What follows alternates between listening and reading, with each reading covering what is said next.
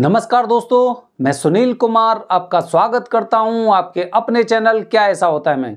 दोस्तों, क्या आप जानते हैं कि उज्जैन में कालसर्प पूजा की फीस कितनी है? यानी कि उज्जैन में अगर आप कालसर्प निवारण के लिए आना चाह रहे हैं तो गुरुजी की दक्षिणा कितनी होगी।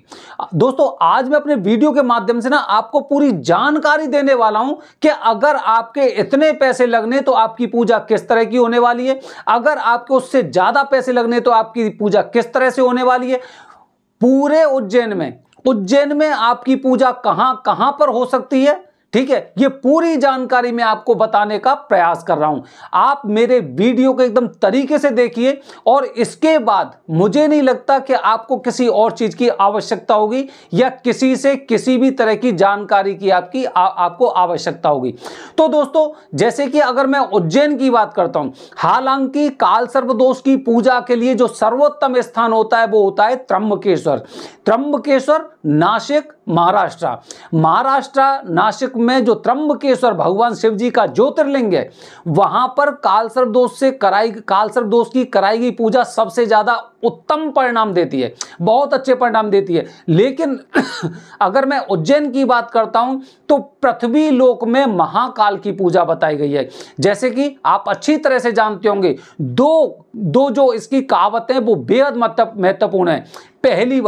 पहली कहावत है, आकाशे तारक लिंगम पाताले हाटकेश्वरम मृत्युलोके महाकालम त्रियम लिंगम नमस्तुते। मतलब मृत्युलोक में, भूलोक में, पृथ्वी लोक में महाकाल की पूजा बताई गई है। इसीलिए यहां पर कराई गई किसी भी तरह की पूजा उत्तम परिणाम देने वाली होती है, ठीक है। इसी तरह से दूसरी कहावत बताई गई है, अकाल मृत्यु वो मरे जो कर्म करे चांडाल का, और काल उसका क्या करे जो भक्त हो महाकाल का। तो दोस्तों, अगर भक्त महाकाल का है और अगर महाकाल में पूजा करना चाह रहा है तो निश्चित रूप से आपकी पूजा उत्तम परिणाम दे सकती है। लेकिन उसके पीछे कुछ कंडीशंस हैं। ऐसा नहीं कि आप उज्जैन में आए और कहीं पे भी आपने पूजा करा ली। सबसे पहले मैं अपनी वीडियो के माध्यम से आपको बताने का प्रयास कर रहा हूं उज्जैन में पूजा आपकी कौन कौन सी जगह हो सकती है और लोग जो वहां के गुरुजी हैं वो आपकी पूजा कहां कहां पर करने वाले हैं, ठीक है। अच्छा दोस्तों, सबसे पहले मैं बात करता हूं आपसे बात करता हूं, थोड़ा सा हम दूरी लेके बात करते हैं। सिद्धवट उज्जैन में करीब मान के चलिए करीब 5 से 7 किलोमीटर की दूरी पर एक स्थान है सिद्धवट। वहां पर लोग कालसर्प दोष की पूजा भी करते हैं। हालांकि उस स्थान पर लोग बताते हैं कि वहां पर जो पितृदोष की पूजा होती है या पिंडदान किया जाता है वो सिद्धवट में किया जाता है।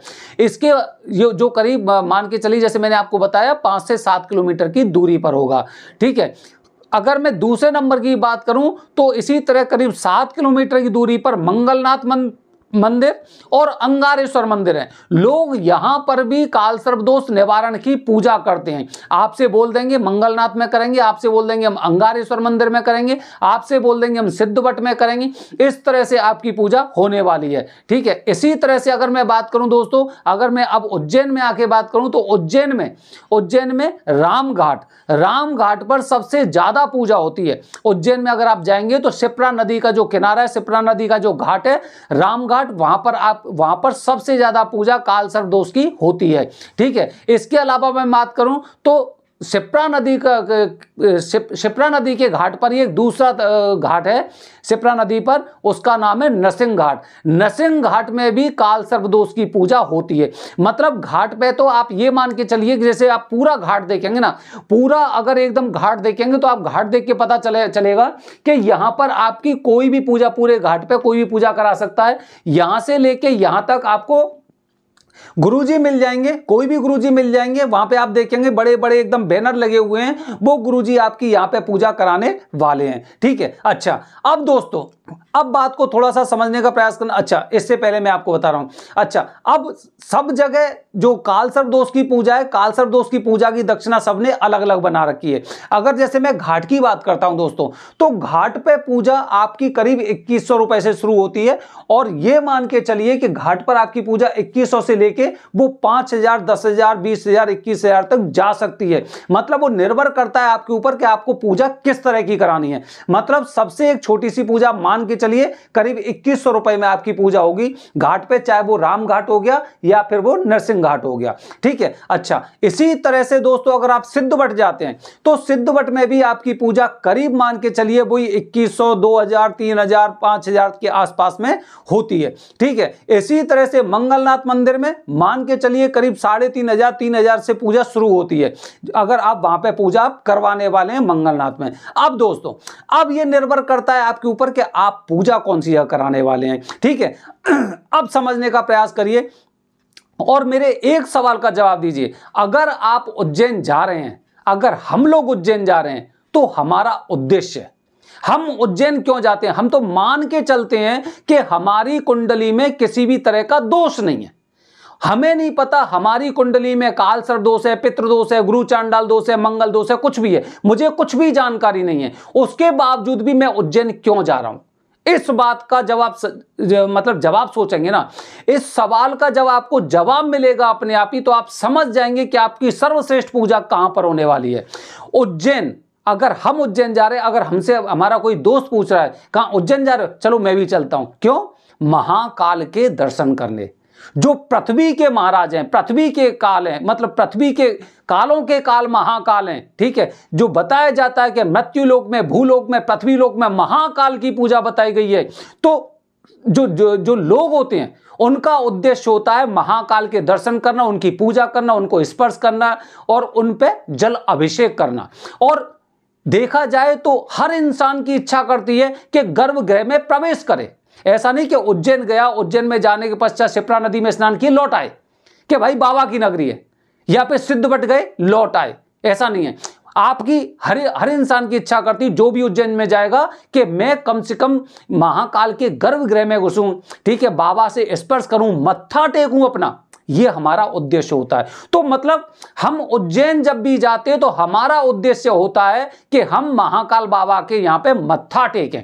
ठीक है। मतलब गर्भगृह में घुसें, जल अभिषेक करें। मतलब ऐसी इच्छा होती है कि हम उनके ज्यादा नजदीक जाना चाह रहे हैं, सबसे ज्यादा नजदीक जाना चाह रहे हैं। आप देखना जब भी गर्भगृह से अंदर से बाबा के दर्शन होते तो सबसे ज्यादा भीड़ होती, लोगों को जानकारी मिल जाती है कि बाबा के अंदर से दर्शन हो रहे हैं। तो मतलब ये हुआ कि हर इंसान की इच्छा होती है कि गर्भगृह में घुसने की इच्छा या बाबा के सबसे नजदीक पूजा करने की उनकी इच्छा होती है। ठीक है।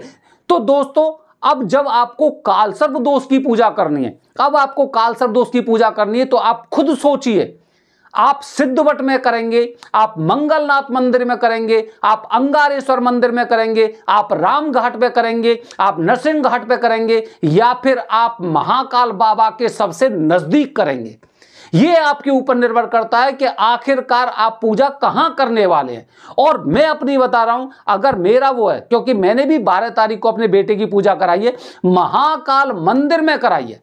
महाकाल मंदिर में गर्भगृह से मान के चलिए करीब 15 से 20 कदम की दूरी पर, और उससे नजदीक पूजा कोई नहीं करवा सकता, कोई नहीं करवा सकता उससे नजदीक पूजा, जितनी नजदीक पूजा हमारे चैनल के माध्यम से होती है। मतलब जब आप खुद पूजा करने जाएंगे तो आप ये देखेंगे कि हाँ वाकई में सबसे नजदीक पूजा यही होने वाली है। ठीक है। तो दोस्तों जब हमारी कुंडली में कालसर्प दोष होता है और हमें उज्जैन का किसी ने बताया, हमारे गुरुजी ने उज्जैन का बताया है, तो कम से कम मुझे दूसरे लोगों की नहीं पता, मैं कम से कम ये सोचूंगा कि मैं महाकाल बाबा के जितने नजदीक पूजा करा पाऊं उतना कराऊं। और मैंने कराई है, 12 तारीख को मैंने अपने बेटे की पूजा कराई है महाकाल मंदिर में। ठीक है। अच्छा, दूसरी इसकी वजह बता रहा हूं मैं आपको दोस्तों, कि जैसे एक अंधेरा कमरा होता है, अंधेरे कमरे में अगर एक आपको दीपक दे दिया जाए, दीपक जलता हुआ दीपक दे दिया जाए, तो आप मान के चलिए जो दीपक होता है उसके नजदीक ज्यादा प्रकाश रहता है। ठीक है। ज्यादा उजाला रहता है, जो जितना दीपक के नजदीक रहेंगे उतना ज्यादा प्रकाश रहेगा। इसी तरह जो महाकाल ज्योतिर्लिंग है, ज्योतिर्लिंग मतलब वो भी एक ज्योति के समान है। ठीक है। तो उनके जितने नजदीक पूजा की जाएगी, जितने नजदीक पूजा की जाती है, उतने सर्वोत्तम परिणाम मिलते हैं। और इस बात को हम कैसे सिद्ध कर सकते हैं? क्योंकि हर इंसान की इच्छा होती है कि कम से कम गर्भगृह में घुसे, बाबा को छुए, बाबा को स्पर्श करे, जल अभिषेक करे, मत्था टेके उनके चरणों में, क्योंकि वो पृथ्वी के महाकाल हैं। ठीक है। तो इसीलिए जो सर्वोत्तम पूजा हम अपने हिसाब से समझने का प्रयास कर रहे हैं, आपके समझने का नजरिया दूसरा हो सकता है कि सबसे नजदीक पूजा महाकाल के जितने नजदीक कराई जाएगी वो पूजा उतनी उत्तम परिणाम देने वाली होती है। दोस्तों ये पूजा भी आपकी मान के चलिए, ये पूजा भी आपकी करीब 3100 से 51 और आगे भी होती है, ठीक है। जो गुरुजी हैं वो गुरुजी अपने हिसाब से इस पूजा को कराते हैं, काफी बार 3100 रुपए, काफी बार 51। ज्यादातर वहां पर जो पूजा कराई जाती है वो 5100 रुपए लेते हैं ज्यादातर, जो हमने सुना है, ठीक है। तो 5100 रुपए में आपकी इतने नजदीक पूजा हो रही है। और ये जो पूजा है ना, ये जो पूजा है इसमें केवल आपको यही पेमेंट करना है, जिसमें मंदिर की रसीद, गुरुजी की दक्षिणा, पूजा की सामग्री, जितने तरह के दान होते हैं सब कुछ इसमें शामिल होता है। मतलब पूजा के पश्चात आपको ये वाला अमाउंट देना है और बस मंदिर में पूजा कराने के पश्चात आपको निकल जाना है। बस केवल आप गुरुजी के पास पहुंचिए, जैसे ही आपकी पूजा शुरू होगी, पूजा खत्म होने के पश्चात आप इतनी दक्षिणा देके आप निकल सकते हैं। तो दोस्तों आज मैंने अपनी वीडियो के माध्यम से आपको बताने का प्रयास किया है कि अगर आप उज्जैन में जा रहे हैं तो इतनी दूर पूजा क्यों कराएंगे, हम तो बाबा के नजदीक पूजा कराएंगे और इतना बड़ा अमाउंट नहीं है। आप त्र्यंबकेश्वर में देखिए, अकेले इंसान की पूजा 11,000 रुपए में होती है, कम से कम 11,000 में। और अगर आप वहां पे जैसे जाएंगे ना, हमारे चैनल के अलावा जाएंगे तो सिंगल पूजा की, अकेले आदमी की जो पूजा का विधि विधान बताया गया है, 15,000 रुपए, 21,000 रुपए इस तरह से दक्षिणा लेते हैं। और महाकाल मंदिर में बाबा के सबसे नजदीक आपकी पूजा मात्र 5100 रुपए में हो रही है, जिसमें सब कुछ शामिल है। तो दोस्तों ये मैंने आपको जानकारी दी है कि आपको पूजा कहां पे करनी चाहिए और कैसे करनी चाहिए, अब निर्भर भी आपके ऊपर करता है।